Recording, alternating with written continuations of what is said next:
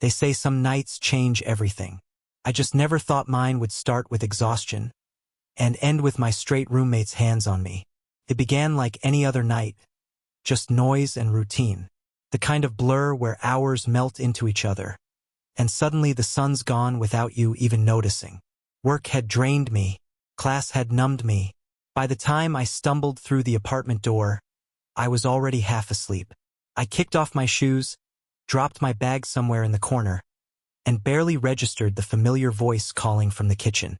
"You alive?" he asked, not even looking up from whatever snack he was digging into. I mumbled a yeah and kept walking, brain too fried to care. This was our rhythm. I came in late. He stayed up later. That's just how it was between us. We'd been roommates for almost a year, two college guys with nothing in common except a cheap lease and a broken laundry machine. I was quiet, kept to myself. My room full of books and silence. He was loud, always moving, always talking, always texting someone new. His cologne hung in the air like a second roommate. If someone had asked me a few months ago what I thought of him, I'd have shrugged, said he was chill, annoying sometimes, but decent, definitely straight. He made that clear without saying it. Girls came and went. I stayed out of the way because, honestly, what was the point? But somewhere along the line, something shifted. I don't know when exactly. Maybe it was the night we both crashed on the couch, a dumb movie playing, and his leg brushed mine, and didn't move. Or the time I caught him staring, too long, like he was searching my face for something not written in words. I told myself it was nothing, that he was just one of those guys, comfortable, casual, a little touchy. But then it happened again, and again, and every time it lingered a little longer, like something unspoken was forming between us, too fragile to name, too loud to ignore. Still, I didn't expect anything that night. I didn't expect that to be the moment that shifted the ground under me. I had planned to shower, collapse into bed, and zone out to white noise. But when I opened the bathroom door, towel slung over my shoulder, he was there, on my bed, not lying down, not sprawled out like a joke, just sitting at the edge, slightly hunched, hands clasped like his thoughts were heavier than usual. "You good?" I asked, still towel drying my hair. He nodded but didn't look up. "Can I crash here tonight?" That gave me pause. We had separate rooms. Always had. The only times we shared space were if one of us was sick or had guests over. But he didn't look sick, and his room was empty. "I just don't feel like being alone right now," he said, barely above a whisper. I blinked, caught off guard by how uncertain his voice sounded. Not fragile, not soft, just unsure. "Yeah, sure," I said, trying to sound casual. "If you want." He nodded again, slower this time, and got under the covers without another word. I followed, heart racing, trying not to overthink it. But the pause stretched between us. Quiet, heavy, waiting. The room was dim, just a soft glow from the hallway seeping in. Every rustle of the sheets felt louder than it should have. We didn't talk. We didn't face each other. But I could feel him, the heat of his body, the slow rise and fall of his breathing. I tried to focus on anything else. Cracks in the ceiling, tomorrow's deadlines, old lectures. Anything to drown out the awareness of how close we were. Then he shifted, barely an inch closer. But I felt it. The bed dipped slightly. I held my breath. His arm brushed mine. Bare skin to bare skin. And he didn't pull away. I told myself not to read into it. That maybe he was asleep. That maybe this was just something you let pass for the sake of peace. But I wasn't asleep. Not even close. And then he did it again. A small shift. The lightest pressure. Like he was testing the line between casual and something entirely different. I stayed still, eyes open, staring into the dark. And then, so soft I almost missed it, I heard his voice. "You awake?" My throat tightened, but I managed to quiet. "Yeah." He didn't speak right away. Then I felt it. His breath behind me, steady and real, and his hand, careful, unhurried, moved from the space between us to gently graze my waist. My whole body went still. "I don't know what I'm doing," he said, "but I can't stop thinking about this." About you. I'd forgotten how loud a heartbeat could be, how it could echo in your ears like a warning or a promise. I stayed still, not paralyzed by fear, but by want. Every nerve in my body felt like it was on fire, and I didn't know if I should pull away, lean in, or say something that would shatter whatever was hanging in the air between us. He didn't ask for permission, but he didn't push either. He was waiting, I think, waiting to see if I'd flinch, but I couldn't, because even though every part of me was screaming with questions, there was another part, quieter, buried deeper, that had been waiting for this, without even realizing it. Then he moved closer again. His forehead gently rested against my shoulder. His voice barely above a whisper. Is this weird? I turned slightly, just enough to see the outline of his face in the faint hallway glow. Yeah, I whispered, but not in a bad way. And in that instant, I knew nothing between us would ever be the same again. But when he pulled back, when the silence returned, I couldn't tell if it was the beginning of something or just a moment suspended between confusion and impulse. Neither of us moved for a long time. We just lay there, close, but not touching, each pretending to be calm while our thoughts spiraled beneath the stillness. I told myself to sleep, to let it go, but my body wouldn't rest, and my mind wouldn't stop. So I quietly slipped out of bed, needing something. Water, distance, anything to keep me from saying something too soon, or wanting something too much. I stood in the hallway longer than I should have, the door to my room still slightly ajar behind me, the sheets tangled from where we'd just been. The air felt too warm, too quiet, and my skin still buzzed from the imprint of his touch. I told myself I was just thirsty, that I needed a glass of water before sleep. But the truth? I needed to leave that room. I needed space, to think, to breathe, to untangle whatever had started unfolding between us. Because it wasn't nothing. I padded into the kitchen, the tile cool against my bare feet, opened the fridge more out of habit than hunger, grabbed a glass from the rack, filled it at the sink, and sipped slowly, trying to calm the noise in my head. He had pressed into me, whispered to me, touched me like he knew exactly what he was doing. But he also looked scared. Maybe I was too. Not of him, just of what it might mean. He was my roommate, my straight roommate, and yet, that moment didn't feel like a mistake. Felt electric, felt real, like something that had been hiding in the space between us had finally stepped out into the light. But I didn't want to assume too much. What if I read it all wrong? What if I pushed and ruined everything? I leaned back against the counter, closed my eyes and sighed. Let time do its thing, I thought.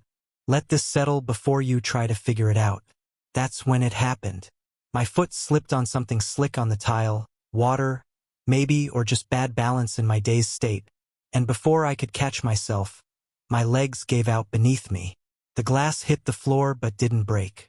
I wasn't as lucky. I landed hard on one side, pain shooting sharp through my lower back. I hissed, trying to grab the counter to steady myself, but couldn't manage it. I must have made more noise than I thought, because seconds later he was there, wide-eyed, breathless, just a loose shirt and boxers, rushing in like the floor had dropped out from under both of us. Are you okay? What happened? He dropped beside me, one hand on my shoulder, the other bracing my arm. I slipped, I muttered, wincing as I shifted. I don't know, my back kind of hurts. Damn, he breathed, already helping me sit up. You good to stand? Yeah, I think so. He slid an arm under mine and helped me up gently, our bodies pressed together, immediate, unmissable. I felt his warmth through the thin fabric, his breath near my cheek as he steadied me. Thanks, I said quietly, still leaning, pressed against him. I felt his quiet laugh, soft, but a little nervous. You fall often? Or was that just for attention? I rolled my eyes. Only when I'm thinking too hard. About what? He asked. I didn't answer. We made it to the couch and he helped ease me down. I winced again as I sank into the cushions, my spine protesting every inch. You want something for it? He asked. Ice. I think I'll be okay. Just stiff. He paused, biting the inside of his cheek, then said, too casually to be casual. Want me to try rubbing it out? My mom's a physical therapist. I picked up a few tricks. I shot him a look. Just your back, he added quickly, hands raised in mock surrender. Despite everything, despite how close we'd already come, I found myself nodding. He moved behind me, and I leaned forward slightly. His hands landed on my shoulders first, thumbs pressing into tight muscles. At first, it felt harmless, helpful even. His palms were warm, his touch steady, strong but careful. I let my eyes fall closed, head bowing forward. Let me know if it hurts, he said, his voice softer now, closer to my ear. He moved lower, fingers tracing a slow path down my spine. The pressure was perfect, too perfect.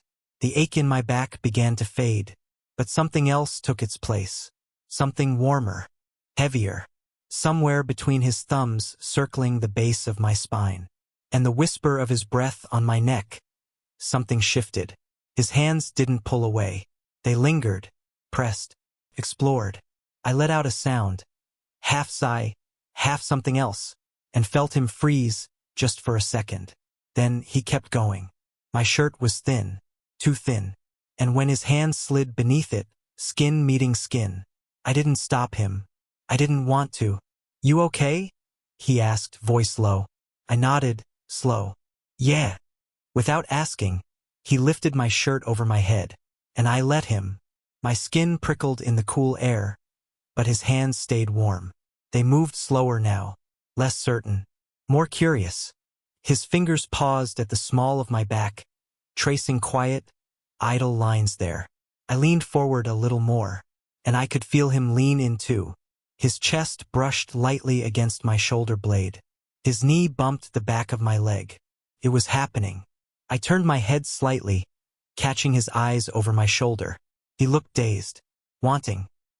His gaze flicked between my eyes and my lips, but he didn't say a word. Neither did I. That's when I noticed it. His breathing, heavier now. His hands had stopped moving. They just rested there on my bare back, like he didn't know what to do next. Or maybe he was afraid to do it. I shifted just slightly, testing him.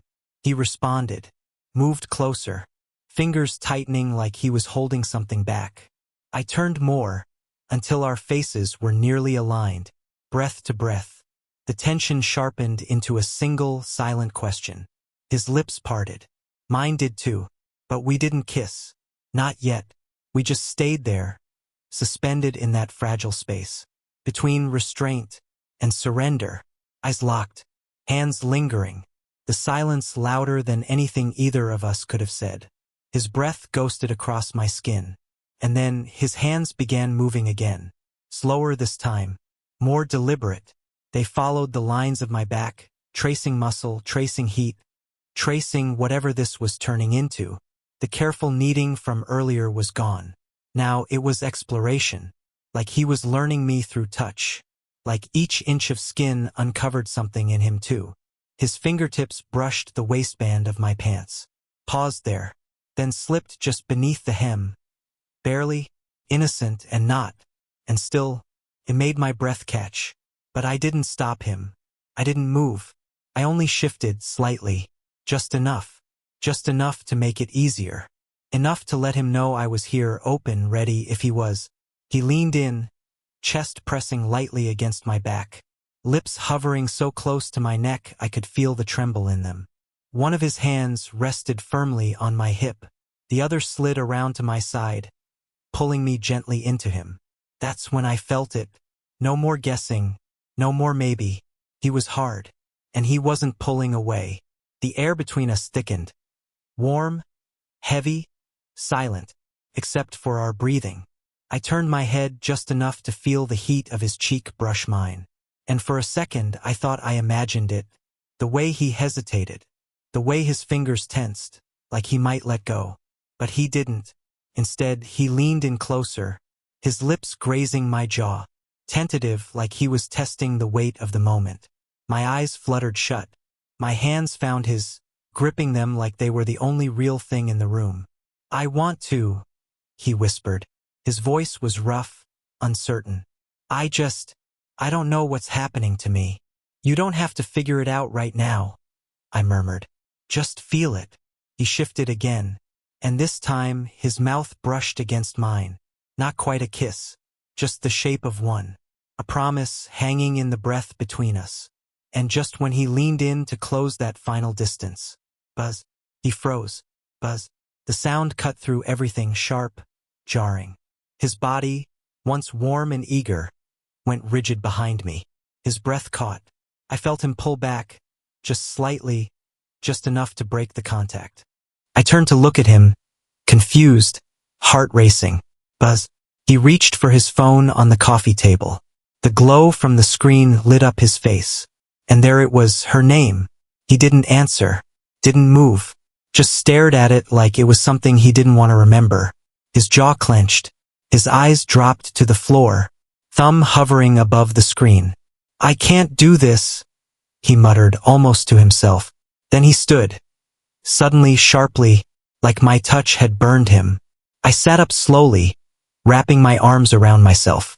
Not because I was cold, but because I suddenly felt bare in a completely different way. "She wasn't supposed to call," he said, pacing now, still holding the phone like it was on fire. "I haven't really talked to her in weeks. Just 1 or 2 texts." "You don't have to explain anything," I said gently. But he wasn't hearing me. He was unraveling, words spilling out like he couldn't stop them. "I thought I loved her," he said, voice cracking. "I really did. For so long. I built everything around it. What we were. Who I thought I was supposed to be." He ran a hand through his hair, his eyes wild with something more than panic. Something deeper, more broken. "But this," he looked at me now, really looked. "This feels different. Real. And I don't know what the hell that means." I stood slowly, torn between stepping in and stepping back. The look in his eyes. It was raw. Like he was standing on the edge of something he didn't understand, and was terrified to fall.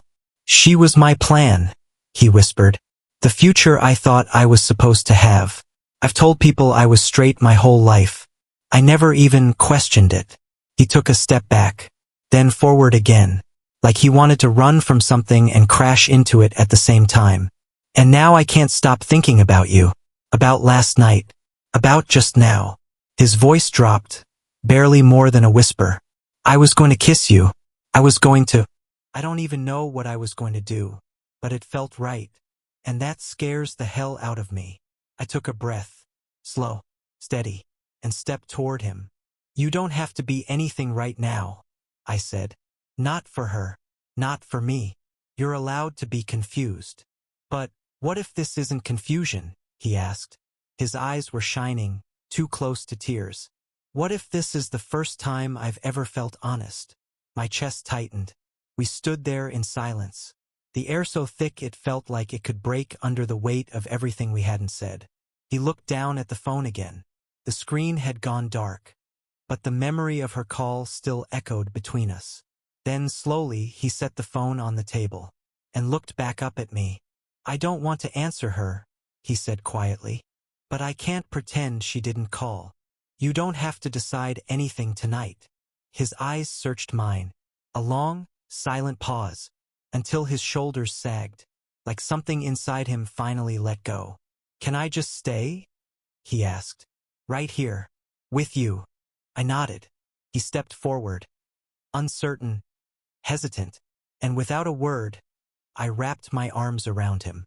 He folded into me like someone who hadn't been held in far too long. I didn't kiss him. He didn't try.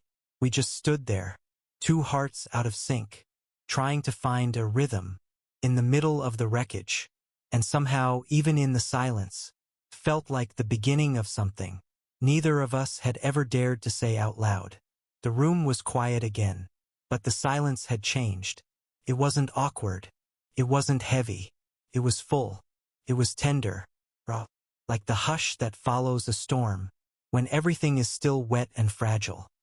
He stood close, arms loose at his sides, like he didn't know what to do with them anymore. I could still feel the echo of his confession, the weight in his voice when he said, "This feels real." That wasn't something you could take back. And I didn't want him to. I reached for his hand. He didn't flinch. Our fingers laced. Just barely. A simple touch, but it steadied him. He looked at me, eyes red around the edges, a vulnerability in his gaze I'd never seen from him before. "You okay?" I asked gently. He let out a short laugh, but it was hollow. "No," he admitted. "I don't think I've been okay for a long time. Do you want to talk?" He hesitated, then nodded, eyes drifting toward the couch. We sat, side by side, close but not touching, the kind of closeness that felt heavier because of everything unspoken. "I always thought I had it figured out," he said after a while. "Be the guy who didn't ask questions. Date the girls everyone liked. Say the right things. Do the right things. Win. That was always the goal. Just win." I didn't say anything, just listened. Let him unpack without rushing. "My dad used to say stuff like, 'Don't be soft' or 'man up' when I was a kid," he continued. "And I don't think I ever realized how deep that went, how much I buried just to be what everyone expected." He rubbed the back of his neck, his voice quieting. "I think I convinced myself that if I didn't feel it, it wasn't real. That attraction, emotion, even confusion only mattered if you named it. So I didn't. I shoved it all down. And now?" I asked. He looked at me, tired, honest. "Now you're here, and I can't ignore it anymore." There was a pause, not a painful one, just the kind that lets something settle between two people. I leaned in slowly, resting my head gently on his shoulder. He exhaled, like the contact gave him permission to let go of something he'd been holding on to for years. "I don't want to fake it anymore," he whispered. "You don't have to." He turned slightly, and I felt the warmth of his breath near my temple. Then softly, without tension, he kissed me. It wasn't rushed. It wasn't hungry, just slow, full of hesitation and meaning, like we were both trying to memorize it as it happened. I turned into him, my hand finding his jaw. The kiss deepened, naturally, without force. His arms wrapped around my waist, pulling me closer, the feel of his body against mine. Sálid. Familiar. But different now, sent a shiver through me. His lips parted, tasting mine more boldly. I responded without fear. But when I moved a little too fast, pain shot up my spine. "Ah, ow," I gasped, pulling back, a hand flying to my lower back. He froze. "Shit, are you okay?" "Just the fall from earlier," I said with a wince. "It flares up when I twist too fast." A smile spread across his face, warm, not mocking. He let out a quiet laugh, brushing his hand gently across my cheek. "Only you would ruin a perfectly good kiss with back pain." "I'm a man of many talents," I muttered, grimacing through the joke. He didn't hesitate. "Lie down. I got you." "What, you're going to medically seduce me now?" "Something like that," he murmured. He was already helping me shift down against the cushions, his hands moving carefully, gently guiding me until I was comfortable. Then he hovered over me, his expression unreadable at first. I scanning my face, my mouth, my bare chest rising and falling in shallow breaths. "This okay?" he asked, voice barely audible. I nodded, and then we stopped talking. His lips found mine again, this time with no hesitation, no second-guessing, just quiet urgency. Long breaths, slow movements, fingers tracing skin like every inch was unfamiliar and sacred. His hands moved over me, unsure yet certain, my body responding before my thoughts could catch up. His touch was gentle, but bold, like he was unlearning and relearning everything he thought he knew. It wasn't perfect, clumsy at times. Tentative. But it was real. Every shift, every sigh, every graze of his mouth on my skin told me. He wasn't doing this for comfort.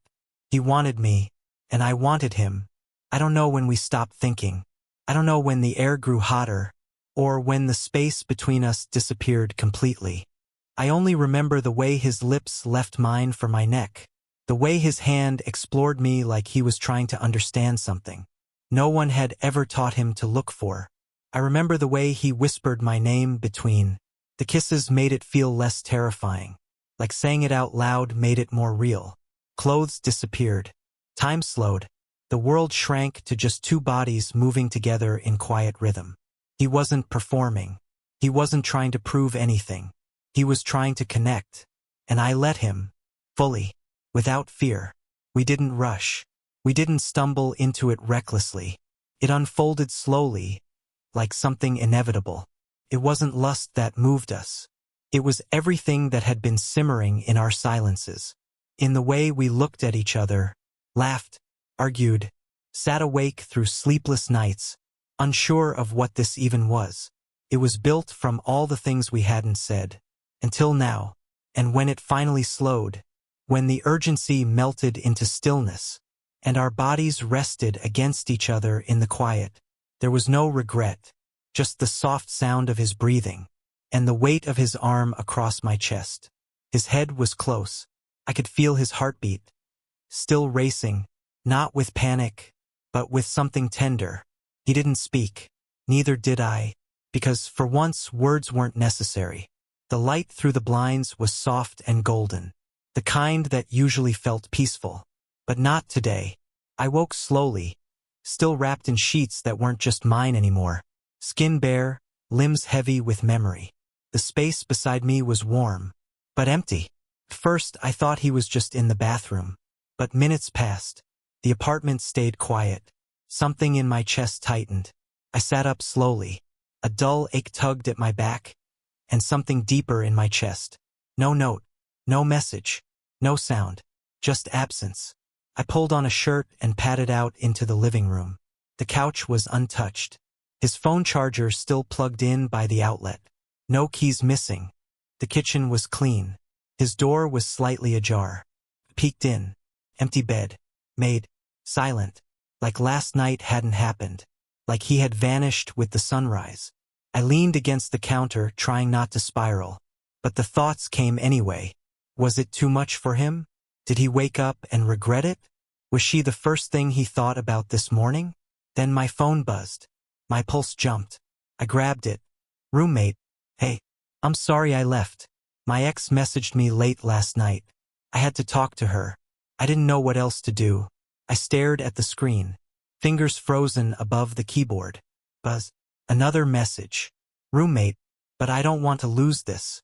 Whatever this is. I don't want last night to be the only time. My breath caught. Then don't, I thought. Just come back. The reply screen stayed quiet for what felt like forever. Then the door opened. He stepped in. Hair messy, hoodie half-zipped, eyes unreadable. He didn't say anything. Just looked at me, like he was still deciding whether or not he should be here at all. I waited. I needed to know what happened. But before I could say anything, he stepped forward, quick, urgent, and kissed me.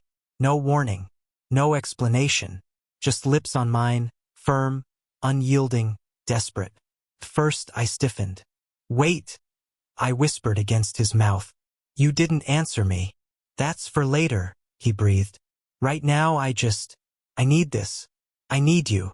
His hands slid under my shirt, like they'd been there 100 times before. My body responded before my brain could catch up. And whatever hesitation I had, crumbled under the weight of the way he kissed me, like he was afraid it would be the last time. I let him lead. His mouth moved down my neck as he backed me toward the couch. There was no rush, no frenzy, just a slow unraveling. Clothes slipped away. Breaths deepened. The way he touched me, gentle, reverent, was different now. Not just exploration. Recognition. Our bodies knew what to do even if our minds didn't. He exhaled and kissed my temple. But this time, it didn't feel like a promise. He moved like he was afraid of breaking me. Or maybe afraid of breaking himself. I watched his face as he hovered above me. Jaw tense. Brows furrowed. Not from doubt, but focus. Need to feel something honest. Something real. He whispered my name between kisses, like it grounded him. I whispered his back, like a promise. We gave in again. Fully. Quietly. No loud gasps. No dramatics. just breathless exhales, trembling hands, mouths tracing skin like prayers. It was raw, slow, unfiltered, and when it ended, when we collapsed into each other again, breathless and tangled, the silence was different, heavier, like we were both holding something back, afraid to name it. He held me tighter than before, but I felt it, the hesitation in his touch, the slight pause before his hand settled on my chest, the way his breath caught, not from pleasure this time, but from thought. That, he began, then trailed off. I watched him. Yeah, I whispered.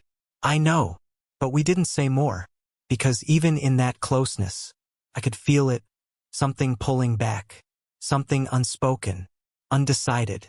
I met her, he said finally. His voice was quiet. We talked, but I couldn't make a decision. I didn't move. She wants to meet again next week. My stomach twisted, but I didn't pull away. And what about us? He looked at me, hesitation flickering in his eyes. I don't know yet, he admitted. I told her I needed space, but I didn't say no. My breath caught. So, you're still deciding? He nodded, slowly. I didn't expect this, he said. I didn't expect you. The silence stretched again. No longer soft. No longer comforting. Sharper now. Heavy with everything we weren't saying. I don't want to lose you either, he whispered. But I'm scared of what happens next. I turned toward him, voice barely audible. Then don't leave. Not yet. Something breaks. And as he closed his eyes against my skin, I couldn't help but wonder, when he met her again next week, would he still come back to me after? In the weeks that followed, everything felt quieter, like the air between us was made of glass. He didn't move out. We still shared space, the same rhythms. He still made coffee too strong, still forgot to take out the trash. I still pretended not to care, but something had changed. Some nights, he stayed in his room, door shut, lights off early. Other nights, he curled up beside me again without words, just presence. We didn't talk much about her, but I knew they met again. I could see it in his eyes when he came back, confused, distant, like he was carrying someone else's future in his chest. Still, he never pulled away completely. He'd brush his hand against mine when passing by. He'd stand too close while cooking. His arm would linger against mine a second too long. Once, he fell asleep with his head in my lap, and when I tried to move, his hand closed gently around my wrist, like he wasn't ready to let go. I didn't press him for answers. I wanted to. God, I did. But I knew he was already drowning in them. So I gave him space, gave us time, maybe too much. And now I'm here, still not knowing what we are, or where this leads. But I know what I felt, and I know what I still feel. If it were you, what would you have done?